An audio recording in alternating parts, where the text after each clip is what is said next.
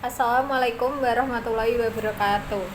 Saya dari Universitas Muria Kudus, Fakultas Teknik, Prodi Sistem Informasi. Dan saya bersama teman-teman saya. Yang pertama, Arindraji Pratama Putra, NIM 2018-53108. Yang kedua, Deles Ribut Aji, NIM 2018-53125. Yang ketiga, Lukiana Safa Salsabila, NIM 2018-53134.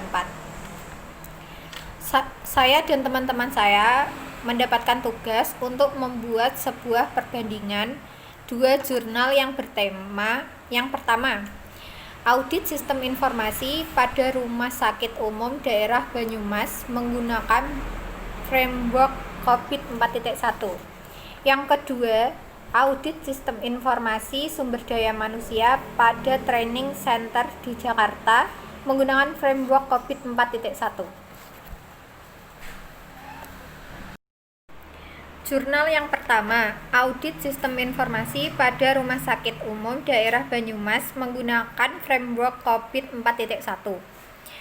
Rumah Sakit Umum Daerah Banyumas merupakan tempat pelayanan kesehatan milik pemerintah Kabupaten Banyumas.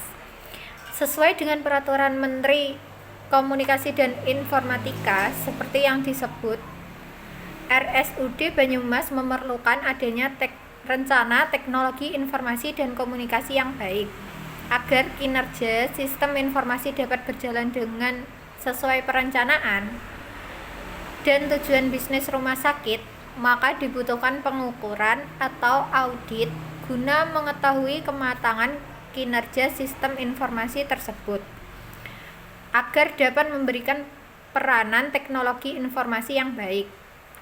Audit sistem informasi pada RSUD Banyumas menggunakan kerangka kerja COVID 4.1 yang merupakan kerangka kerja yang diterbitkan oleh ISACA. COVID 4.1 dipilih karena memiliki cakupan yang cukup luas dibandingkan best practice framework yang lain. Penerapan sistem informasi RSUD Banyumas bertujuan untuk mempermudah proses administrasi. Oke, yang kedua saya akan menjelaskan kerangka pikir penelitian yang dapat digunakan dalam penelitian ini berdasarkan kerangka kerja COVID 4.1. Yang pertama adalah definisi business goals. Pada tahap ini akan dilakukan analisis tujuan bisnis dari RSUD Banyumas untuk memperoleh gambaran kemana arah yang sesuai dengan domain yang ada pada framework COVID 4.1. Yang kedua ini adalah identifikasi IT goals. Pada tahap ini merupakan definisi tujuan dari perkembangan teknologi informasi berdasarkan tujuan teknologi informasi yang ada perkembangan di era Indonesia ini. Yang ketiga, menjelaskan identifikasi IT proses.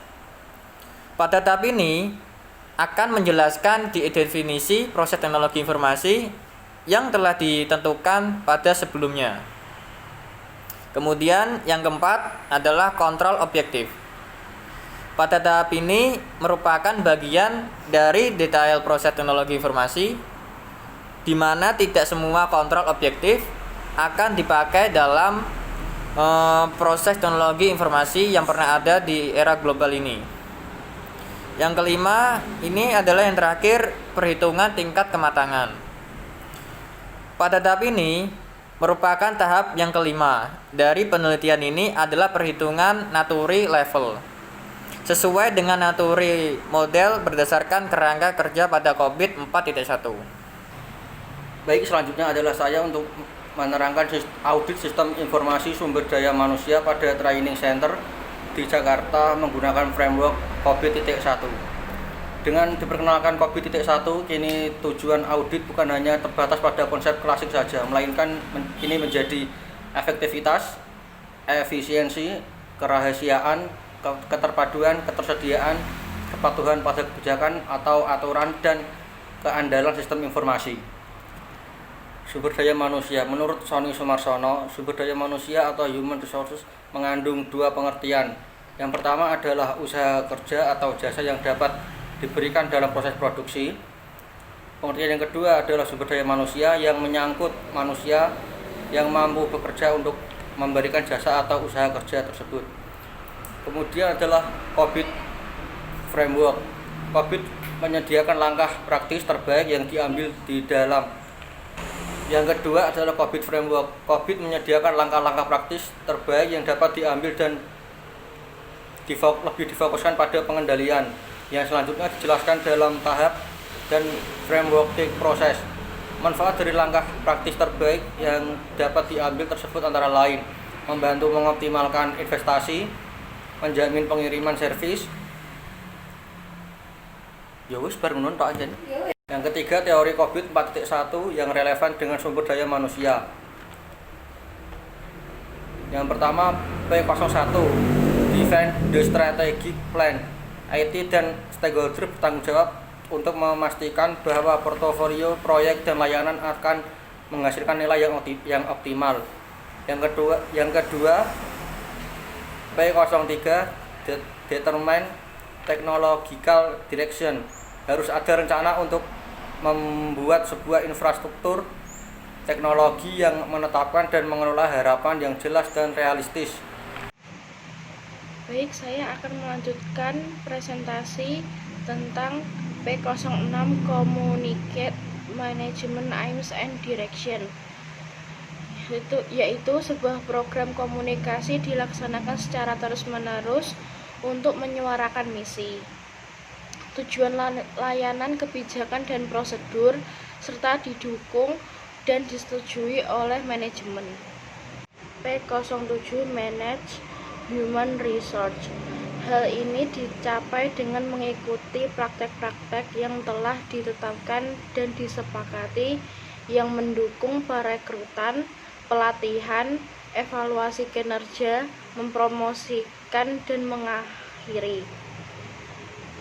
P08 Manage Quality. Manajemen quality dibangun dan dikelola yang berisi proses serta standar akuisisi dan pengembangan yang telah teruji. Perkembangan berkelanjutan dicapai dengan pengawasan dari yang sudah berjalan. PO10 Manage Project. Kerangka kerja meliputi master plan, penugasan sumber daya, definisi dari deliverable, persetujuan dari pengguna, pendekatan yang terhadap untuk delivery.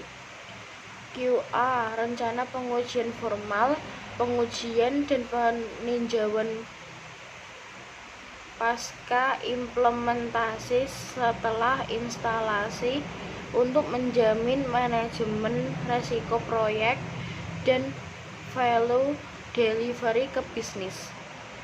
DS7 Educate and Train User, sebuah program pelatihan yang efektif meningkatkan penggunaan teknologi yang efektif dengan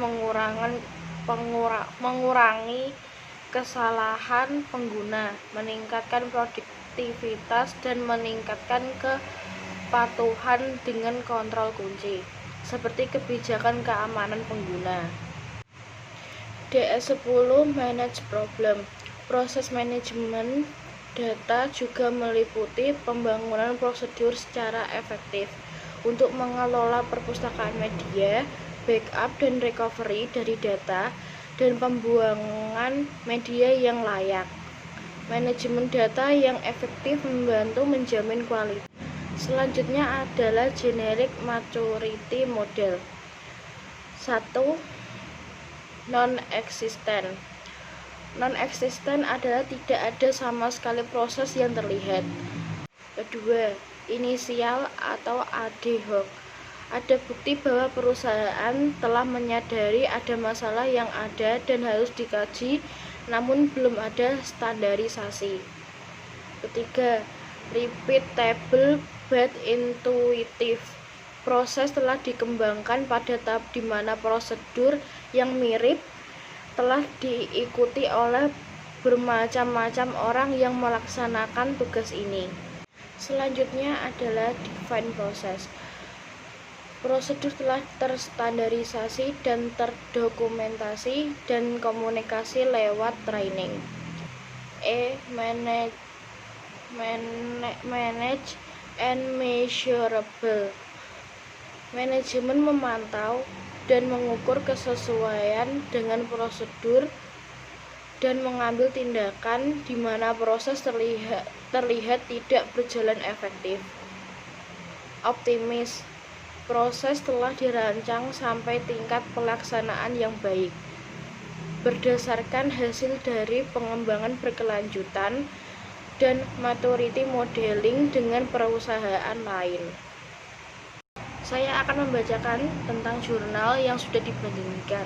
1. Audit sistem informasi pada Rumah Sakit Umum Daerah Banyumas menggunakan kerangka kerja COVID 4.1. Penerapan sistem di RSUD Banyumas bertujuan untuk mempermudah proses administrasi agar kinerja sistem informasi dapat berjalan sesuai dengan perencanaan dan tujuan bisnis. Rumah sakit ini dibutuhkan pengukuran atau audit guna mengetahui kematangan kinerja sistem tersebut agar dapat memberikan peranan teknologi informasi yang baik. Penetapan proses tersebut didasarkan dari hasil studi pustaka dalam mempelajari COVID dan literatur terkait serta hasil observasi yang diperoleh dari objek yang diteliti. Pengukuran tingkat kematangan sistem informasi di RSUD Banyumas berdasarkan hasil survei dengan alat kuesioner COVID 4.1 pada domain PO, AI, dan DS. Diperoleh hasil penggambaran dari penerapan sistem informasi di RSUD Banyumas. Keempat, menghasilkan rekomendasi audit sistem informasi pada domain yang memiliki tingkat kematangan level 2 atau repeatable but intuitive dengan total rekomendasi sebanyak 6 rekomendasi. Kelima, audit sistem informasi pada training center menggunakan kerangka kerja COVID 4.1. Keenam, yang diprioritaskan pada training ini adalah pengembangan dan keahlian karyawan untuk berbagai keperluan spesifik dengan materi yang sesuai dengan kebutuhan. Waktu dan tempat yang disesuaikan dengan keinginan customer dengan meningkatkan kuantitas pelaksanaan training tentu saja harus diseimbangkan dengan tingginya kualitas sumber daya manusia yang ada. Dan terakhir, sistem sumber daya manusia di training center ini diimplementasikan sudah sesuai dan mendukung tujuan bisnis perusahaan tersebut. Sekian presentasi dari kelompok kami. Apabila ada kesalahan, mohon dimaafkan. Wassalamualaikum warahmatullahi wabarakatuh.